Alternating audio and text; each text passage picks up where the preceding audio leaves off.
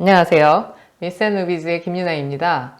오늘은 일본 요괴들의 백귀 야행과 관련하여서 다카하타 이사오 감독의 1994년 애니메이션 폼포코 너구리 대작전을 다루어 보도록 하겠습니다. 백귀 야행은 수많은 요괴들이 줄지어서 밤에 퍼레이드를 한다는 일본 사람들의 오랜 관념입니다. 애니메이션의 원 제목은 헤이세이 너구리 전쟁 폼포코입니다만 한국에서는 2005년에 폼포코 너구리 대작전이라는 제목으로 개봉하였습니다. 폼포코는 너구리들이 배를 두드릴 때 내는 소리를 표현하는 말이라고 합니다. 옛날부터 너구리들이 많이 사는 시코쿠에는 교부다누카라는 이름의 너구리 두목이 808마리의 부하 너구리들을 거느리고 살았다. 이런 이야기가 전해집니다.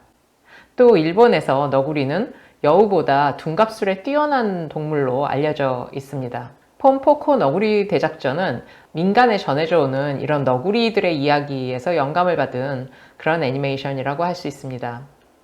도쿄 인근에 신도시가 개발되면서 너구리들은 자기들의 그 살 곳을 잃어버리게 됩니다. 그래서 너구리들은 인간들을 쫓아버리려고 둔갑술을 연마합니다. 열심히 노력해서 너구리들은 요괴로 변신이 아주 능숙해졌고 신도시의 인간들에게 자기들 딴에는 굉장히 무시무시한 그 백귀야행을 시전합니다. 그런데 너구리들의 예상과는 달리 인간들은 그 상황을 무서워하면서 떠나가기는커녕 그 요괴들의 퍼레이드를 무슨 축제인 줄 알고 재밌어 하죠. 너구리들의 이 시도는 실패로 끝나고 몇몇 열혈 너구리들은 죽음을 맞기도 합니다. 얼마간은 인간의 눈을 피해 숨어 살거나 혹은 인간으로 둔갑을 하여 인간들 속에서 자신들의 본질을 숨긴 채 살아갑니다. 너구리 입장의 해피엔딩은 아닌 그런 애니메이션이죠. 여기서 흥미로운 것은 너구리들은 왜 요괴로 둔갑을 해서 백귀야행을 하는가, 밤에 그 퍼레이드를 하는 걸까요? 일본에는 헤이안 시대부터 요괴담을 즐기는 그 샤쿠모노가타리라는 놀이 문화가 있었습니다. 이 샤쿠모노가타리는 무섭거나 기이한 이야기들을 나누는, 말하자면 심야 괴담회 같은 것이었습니다. 가령 5, 6명의 친구들이 모여서 샤쿠모노가타리를 한다고 하면 각자 아주 무서운 이야기나 기이한 이야기를 하나씩 준비를 해서 옵니다. 한 명씩 돌아가면서 가져오는 그 무시무시한 이야기들을 하고서 자기 얘기가 끝나면 들고 온 등불을 끈답니다. 다음 사람이 또 이제 그 다음 무서운 이야기를 이어가는 것이죠. 밤은 깊어가고 분위기는 점점 무시무시해지고 그렇게 마지막 사람이 준비해온 이야기가 다 끝나면 그리고 이제 자기의 불을 끄면 청등기라는 요괴가 나타났다. 이게 이제 그 놀이의 설정입니다. 이런 놀이 모임이 성행을 할수록 아주 무섭고 기이한 이야기들이나 무시무시한 요괴들을 그린 화첩들이 아주 날개 돋친 듯이 팔렸고 전문 이야기꾼도 있었다고 합니다. 이 하쿠모노가타리에는 많이 등장을 하는 스크모가미라고 불리는 사물 요괴들이 있는데요.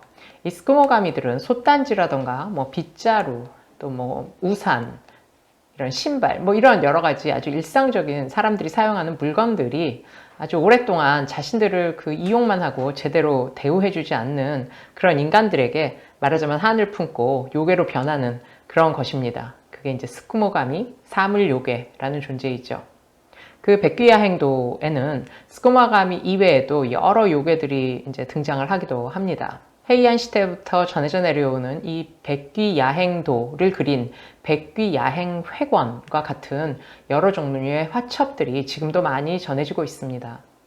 그리고 현대의 그 애니메이션을 비롯한 많은 컨텐츠로 되살아나고 있는 것이죠. 그 마츠리 행렬 같은 아주 즐거운 백귀야행은 지금도 에버랜드나 롯데월드 같은 그 놀이동산의 할로윈 퍼레이드처럼 느껴집니다. 자연재해가 만연하고 아주 빈번한, 그래서 아주 폭력적인 죽음이 무작위적으로 일어나는 그 일본 사회에서는 언제 자기에게 닥칠지 모르는 그 난폭하고 무서운 죽음을 이 놀이문화로 승화시켰던 것 같습니다. 백귀야행의 장면은 폼포코 너구리 대작전에 그 한정되어 나타나는 것은 아닙니다. 일본의 요괴 애니메이션의 원조인 게게겐 노 기타로 그 최신 버전인 요괴 인간 타요마 투니버스에서 그렇게 방송이 됐는데요. 거기에도 이제 연등놀이와 함께 이런 요괴들이 한데 어울려서 아주 즐겁게 축제를 하는 그 백귀 야행을 하는 그런 장면들이 있습니다. 또 그 지브리 애니메이션 중에 고양이의 보은이라는 그런 애니메이션에도 그 고양이들이 줄을 지어서 그 백귀야행을 하는 그런 장면들이 굉장히 인상적으로 등장을 합니다. 또 생각해보면 애니메이션이 아니라 구로사와 아키라라는 거장 감독의 그 꿈에도 여우비가 내리는 날 그 복숭아밭에서 그 우아하고 아름다운 그 행진이 그려지기도 합니다. 다음 시간에는 일본과 관련된 그런 생각들 중에 원령사상, 원령공주에 나오는 그런 원령사상에 기반한 그 헤이안 시대의 그 유명한 퇴마사인 아베노 세이메이를 다루는 음향사를 준비해 보도록 하겠습니다. 고맙습니다.